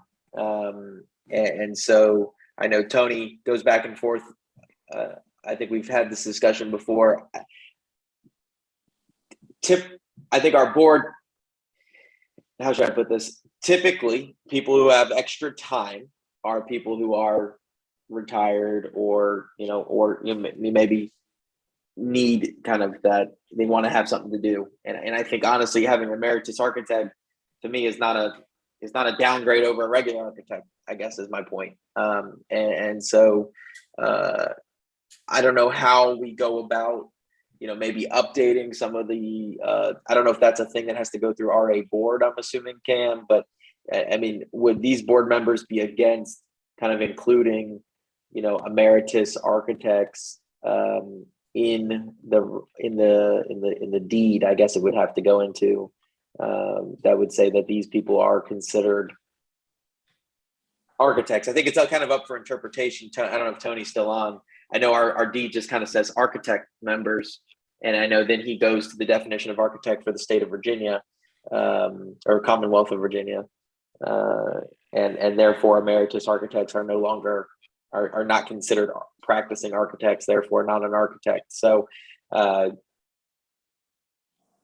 do you want to weigh in on it? I mean, how do we change it, update it, amend our understanding of the term architect, et cetera? Well, you pretty well captured exactly my perspective on it. It's you can't hold yourself out to be an architect in Virginia without a license. So how do you update that? In 2026, the deed will be updated, and to do so with a fairly substantial process. It's going to be 2 years in the making. And that's how you change it. You expand the definition of the professionals that can serve on the DRB. We can't amend how you define architect. Not without, you have to change the deed, and the deed requires a referendum to change it, which I can't remember the number off the top of my head of members that have to vote on it. But it's basically like an election. No, understood on that. I was more saying I can't change your way you define architect is my point. Way of defining architect? Well, okay, so let me pose you this, Tony. Let's say we have somebody who just moved to Reston but is licensed in DC, let's say, right? They're an architect. By the AIA, they're an architect. They could be a member of the AIA Northern Virginia or the AIA Virginia, but still only be licensed in DC. Are they not allowed to serve on the board? They're not allowed to serve on the board that's my legal opinion. If you're an architect in Virginia, you can say you're an architect and have a license in DC, but you can't practice that field. You can't hold yourself out to the public. You can't take clients. And since this is a professional position as distinguished from a lay position, my argument is if you can't hold yourself out as a professional in Virginia without a license, you can't sit on the board as a professional if you're not licensed in Virginia. Okay. I guess it's just triggered because we have, urban planners in there, and an urban planner, how do you distinguish what an urban planner? Do we have credentials that there's registered architects, there's registered landscape architects, but I don't believe in, you guys can correct me if I'm wrong, but I don't believe there's registered urban planners. How do we define an urban planner? Again, that's a lot more wiggle room. Unfortunately, architects, doctors, lawyers, we were smart enough to put together these little guilds that regulate us. No, I guess my point is, could I use that as a loophole? Could I say this emeritus architect, he actually applies as an urban planner? If he's got credentials that would give rise to an urban planner, he could certainly try it. We'd have to. I guess my point is, we have such we have these restricted things on the architect and the landscape architect, but and Dan, you're from the urban planning world, correct? I am. So we do have a certified planner credential. It's not legally binding. It's just our professional association. I would say from a practicing standpoint, primarily, I mean, even when I'm looking at applicants, I just look at their resume. If they've done planning, land use work, we give them a shot and see how much of a true planner they are. So to your point, I think it's possible to use that as a loophole. I don't know what Reston has done in the past, but I mean, if the emeritus guy he created a master plan 15 years ago for right. I mean, sometimes we have architects who actually are, what they do is master planning for schools or for, whatever. I just don't know. And then you go to somebody like Mike B. You're a civil engineer by trade, right, Mike? And so, like, to me, he could say, hey, I'm an urban planner, as well. He actually has a credential of civil engineer. Right. So I'm actually a professional engineer licensed in the Commonwealth. Right, but you're taking up a lay member spot, and it's nothing against you. I'm just saying I could fill a lay member spot faster from. And I think we've done a couple laps on my licensure, trying to literally slide me across to a professional spot. So we don't need to rehash it. But yeah, I mean, it's same deal. Okay, well, I think it's really. In that situation, it's going to be on a case-by-case basis, and it's exactly as was observed previously. If you've done urban planning and you can point to that and say, hey, yeah, I've done this, even though I'm a Texas architect, I've been doing urban planning as my primary focus, my secondary focus, whatever, and I hold myself out to be an urban planner, great. We can work with that. Architect's just a hard and fast line because there is but the other professional positions, I think landscape architect, there's also a professional. You have to be registered. Yeah. The registered landscape. But, urban planner, it's really going to turn on, do they have education that can back it up? What can you point to say that you qualify for this? And then, it's going to be up to the board to look at this and say whether or not this meets. And it would probably be beneficial in those situations to get the opinion of the DRB. We got this guy, he's been doing this for 15 years. He's a licensed architect and he does that as well, but he also holds this out. We think he'd be a good fit under this, and this is what he says he does. And if the DRB's happy, DRB puts in a good word with the board, and we'll see how it goes. It's really going to be a case-by-case basis in that situation. Okay. Well, Cam, hopefully that can give you some more ammunition. Sorry, Jennifer. Sorry. I was curious because the other research I was doing was reciprocity, because I know there are reciprocities in other professional. According to my Google search, which is, because I'm not in this profession, it says that earning an NCARB certificate is the easiest way to get reciprocity. Is that fairly common? I mean, so I'm an NCARB member. So NCARB basically holds my licensures. So they hold all my certificates and track all my continuing education and make sure that I'm, up to snuff in all my jurisdictions. So, I'm licensed in Virginia, DC, and Maryland. I was originally licensed in DC, and then I got reciprocity in Maryland and reciprocity in Virginia. So That's what it's I not a was difficult wondering. process, but Yeah, it takes is a it- couple months It does. Okay. to kind of transfer it, and they have to send your records, and every state's a little different. But the Commonwealth of Virginia, you contact DPOR. It's not that. I wouldn't say it's that difficult if you're licensed in the area. So if you're in DC, if you're in Maryland, if you're in Pennsylvania, now if you're coming all the way from, let's say Oregon or some other Texas. Western Texas state.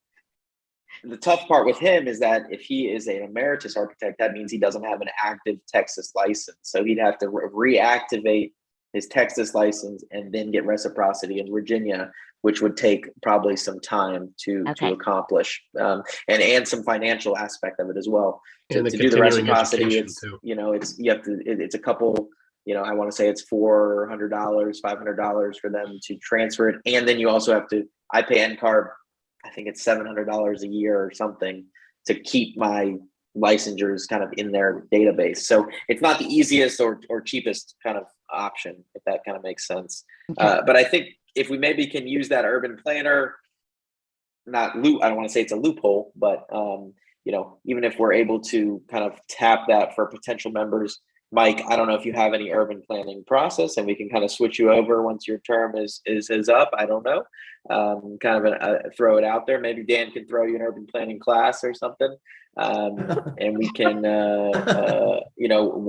work some continuing education that way. But I just wanted to talk about it because we're down to 5. If somebody decides to move, if somebody cannot serve anymore for some reason, we now are at 4. And I don't think we can operate as a board at 4. Tony, correct me if I'm wrong, but I think we need everybody to show up every night to operate at 5, right? It's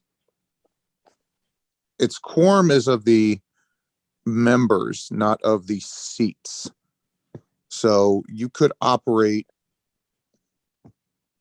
in theory with 2 active members, I believe. I'll have to double check my notes and email the DRB on that. I've researched it before. It's under Robert's rules, and I believe it's not of total seats. I believe it's of total members. Total members, okay. But if we're supposed to be maintaining a 9 board, I mean, it'd be like, to me, it'd be like if the Supreme Court only had 4 justices for every decision. To me, that's not, you're not getting a fair shake. So to speak. Absolutely not the intent. And it's the board is lessened with the expertise that is lost. Yeah. All right. Well, I'll do some networking and try to get some people back. Cam, I know. I'm sure I can offer, from Bob's perspective too, if, happy to take that list of 44 and start making phone calls or reach outs.